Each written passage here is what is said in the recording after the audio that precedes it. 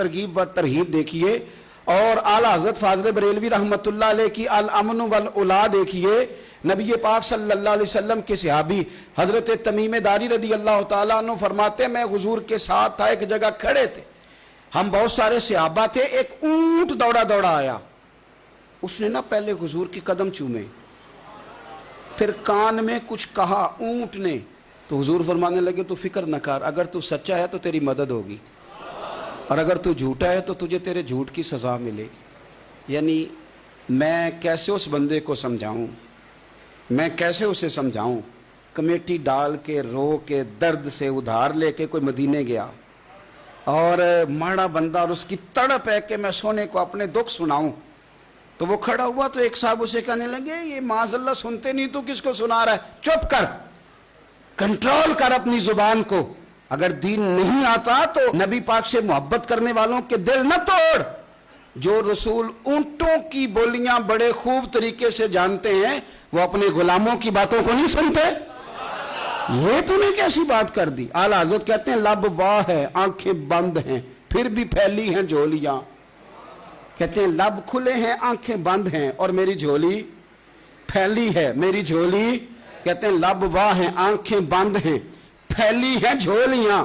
یہ بریلی کے امام شعر نہیں لکھتے، ساتھ ساتھ مزہ بھی لیتے۔ آپ ذرا اندازہ کیجئے بات کرنے کا، کہنے لگے میں کھڑا ہوں حضور کی جالی کے سامنے اور کیفیت میری یہ ہے کہ لب واہ ہے آنکھیں بند ہیں پھیلی ہیں جھولیاں۔ حضور کچھ آیا بھی ہے، اعلیٰ حضرت کچھ ملا بھی ہے۔ اب دیکھیں کسی کے سوال سے پہلے جواب دیتے ہیں، کہتے ہیں لب واہ ہیں آنکھیں بند ہیں پھیلی ہیں جھولیاں، اور کتنے مزے کی بھیک تیرے پاک در کی ہے، کتنے، اور خالی بھیک نہیں ملی، مزہ بھی بڑا ہی آیا ہے، یعنی وہاں سے لینے کا، بھیک لینے کا مزہ بھی، خود بھیک دیں خود ہی کہیں منگتے کا بھلا ہو۔ یہ تو شعر ہے نا، تھوڑا سا بندہ پڑھا لکھا ہو تو سمجھ میں آتے ہیں، تو دیسی بندے بھی بڑی باتیں، وہ بات مجھے بڑا مزہ دیتی ہے۔ میں پہلی دفعہ حاضر ہوا تو ایک بابا جی کو نا، وہ جن کی وہاں ڈیوٹی ہوتی ہے نا پولیس والے، وہ دھکے دے رہے ہیں، یلا حاجی نکل، اس کو دھکے دے رہے ہیں، تو بابا میرے آگے آگے، بابا اسے کیا کہتا، کہتا تیری خیر ہوئے پہرے دارا روزے دی جالی چوم لین دے۔ ایک دفعہ نہیں دو چار دفعہ بابا جی نے کہا۔ تو کئی دفعہ ہم کسی کو مسئلہ تو بتاتے ہیں لیکن وہ بندہ تو ذوق میں ہوتا ہے نا، اور وہ جو مسئلہ بتاتا ہے وہ نرالا ہوتا ہے۔ وہ باہر نکل کے نا، تو میں نے بابا جی سے کہا، میں کہا تسی 10 ساری شعر پڑھے ہیں پنجابی دا، انہوں کو تو تہاڈی سمجھ لگدی سی، وہ تے عربی ہے۔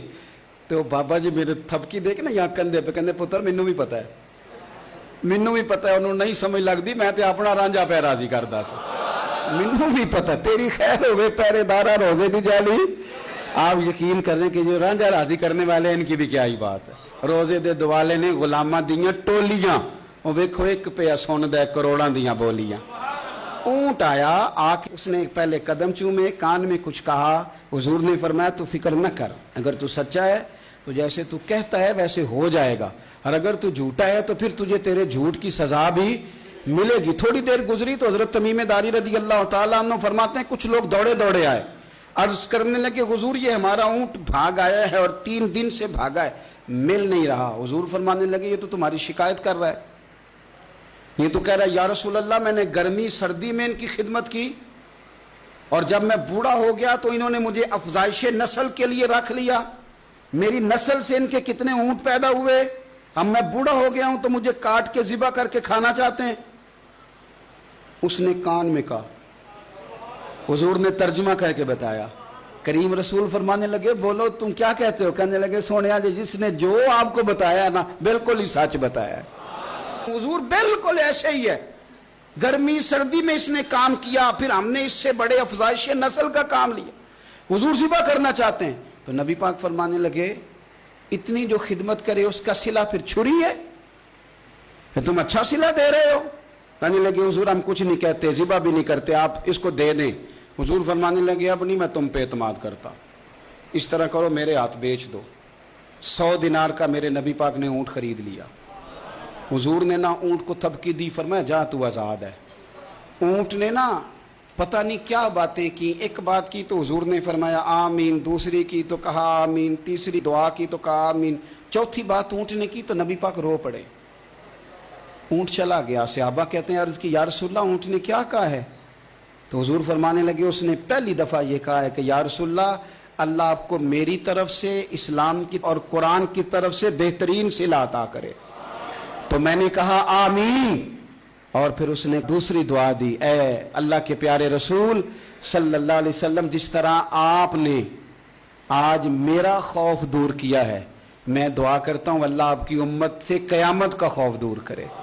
اور میں نے کہا آمین۔ تو نبی پاک صلی اللہ تعالی علیہ وآلہ وسلم فرماتے ہیں پھر اس نے تیسری دعا کی، عرض کی یا رسول اللہ صلی اللہ تعالی علیہ وسلم، جس طرح آج آپ نے میرا خون بچایا ہے، سنیا میری دعا ہے رب تیری امت کا خون محفوظ کرے۔ تو میں نے کہا آمین۔